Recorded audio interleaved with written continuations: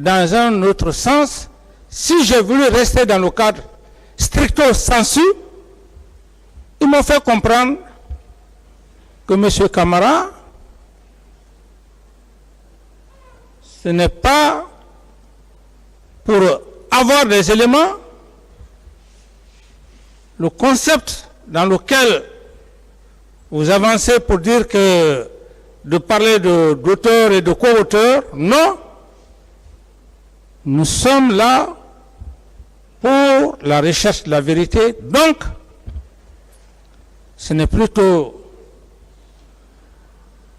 cette position, mais plutôt l'autocensure. Ça veut dire qu'on peut prendre toutes les questions afin que leur religion soit éclairée.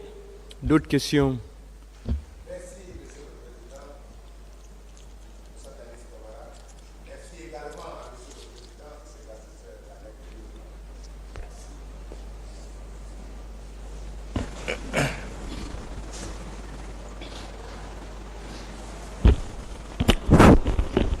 Merci, Monsieur le Président, Messieurs les assesseurs.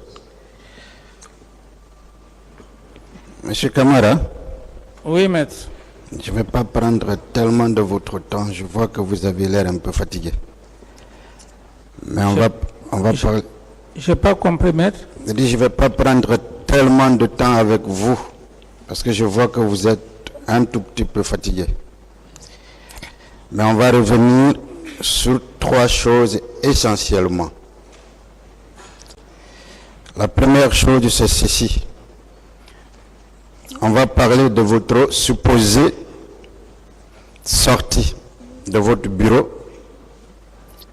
le 28 septembre 2009 par ce qu'on a qualifié d'issue, de porte de secours et même de cachette pour vous rendre, pour être à Marokana, mais dans un tout autre registre,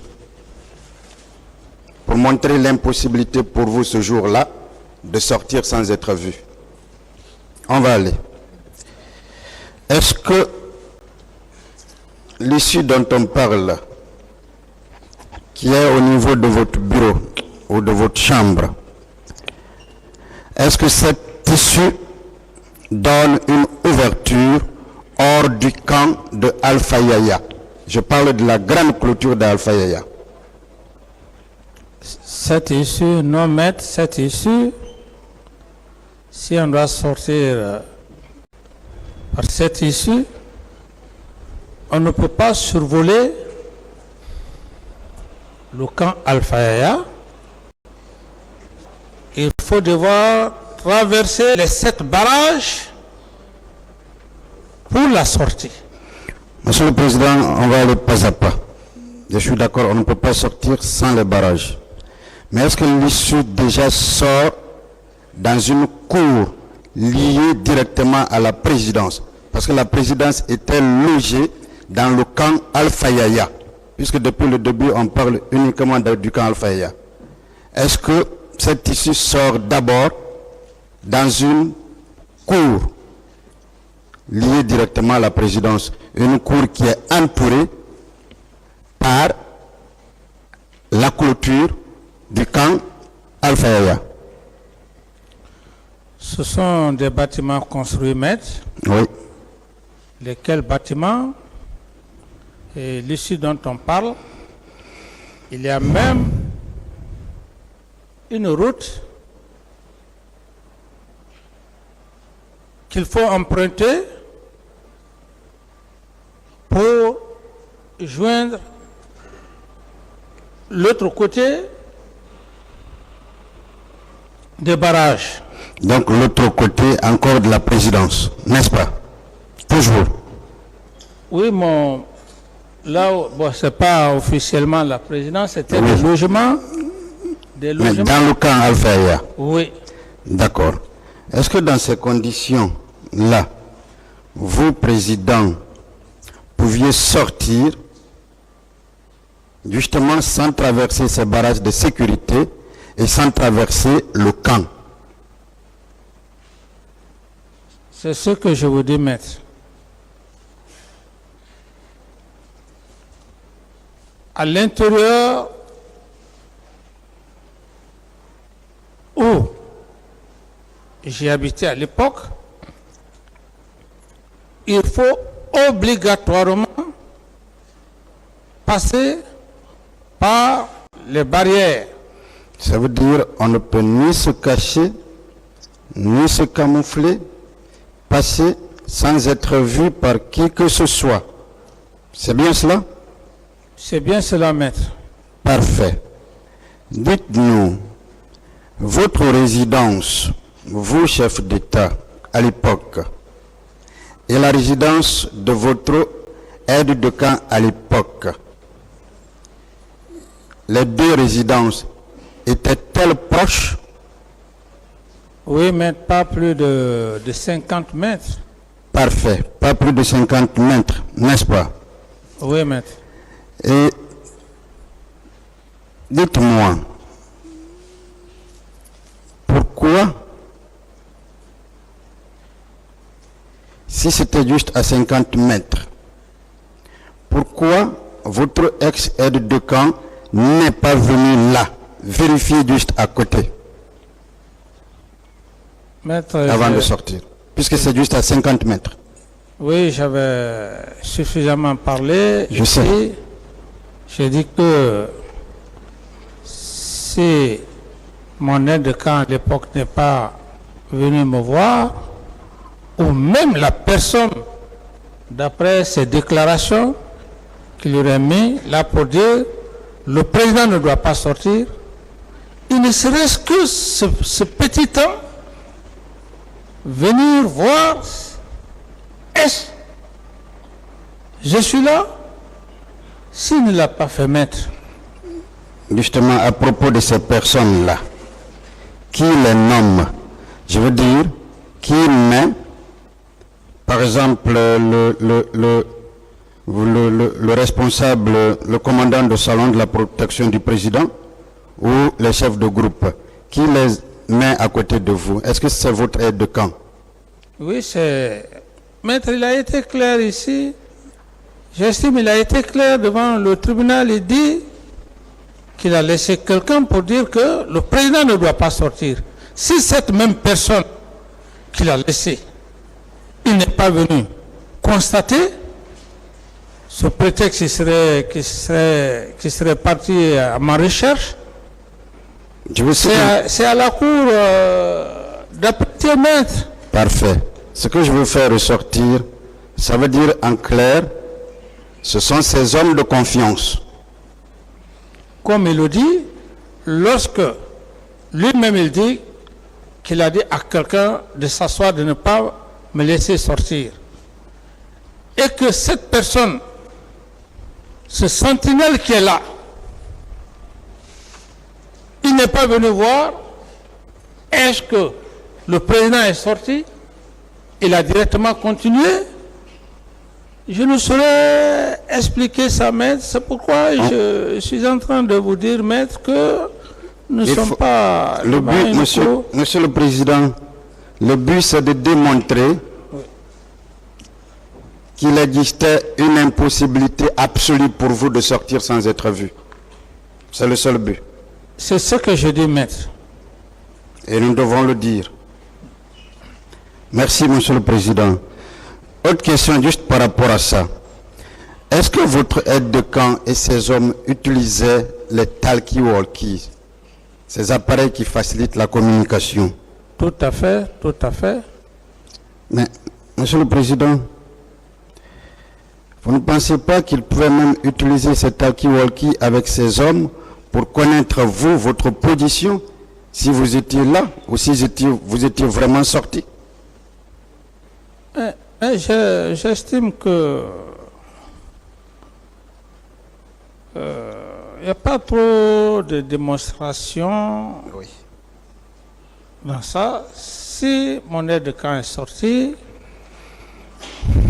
c'est lui seul qui sait l'objectif pour lequel il est parti, sans venir constater ou sans venir même demander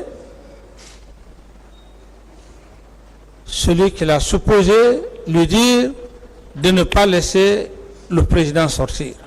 Merci, Monsieur le Président. Vous savez, pour prouver que vous êtes sorti, nous parlions déjà de l'impossibilité pour vous de sortir. On a produit certains documents. Moi, je vais juste prendre un et vous poser deux questions là-dessus. La transcription, l'audio. Monsieur le Président, est-ce que vous connaissez un certain Charlie Loumou? Non, maître. Parfait. Est-ce que vous saviez que même ce tribunal où tous les acteurs ici ne connaissent pas Charlie Loumou? Vous dites? Est-ce que vous saviez que personne ici ne connaît Charlie Loumou parce qu'on ne l'a pas présenté ici? À date. Oui. Merci. Est-ce que vous saviez que ce document a été produit comme témoignage? Oui, mais c'est ce que j'ai dit que... C'est parfait. Monsieur le Président, vous savez ce qu'on appelle le témoignage? Non. Je vais vous dire en droit. C'est le récit ou la relation de ce qu'une personne fait des circonstances de la commission d'une infraction. Vous ne voyez pas à partir de cette définition, ça signifie, la première chose, c'est que le témoin doit avoir une identité connue,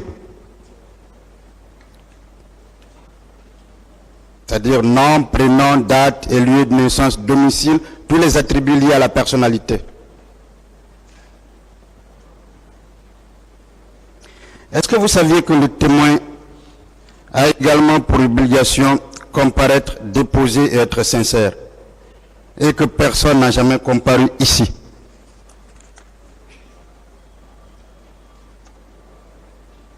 Oui, ça c'est le droit profond, maître.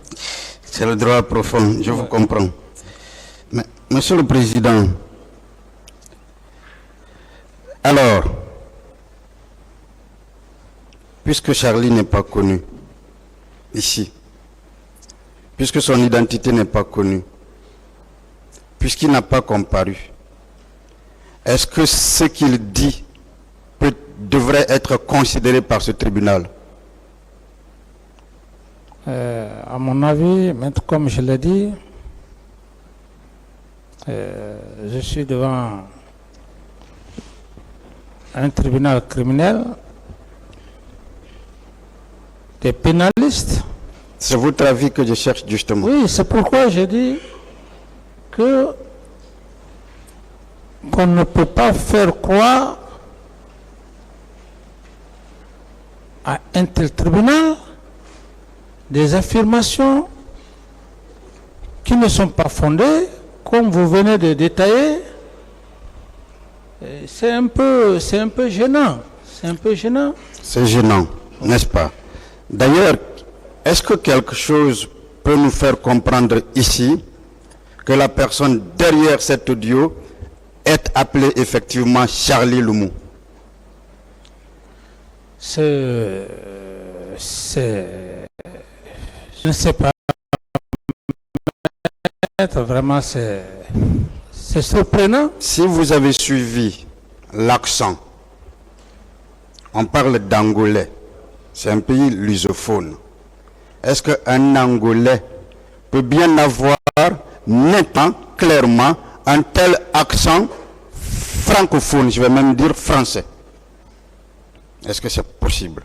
Et maître, j'ai régi ici devant le tribunal. Tous les moyens sont possibles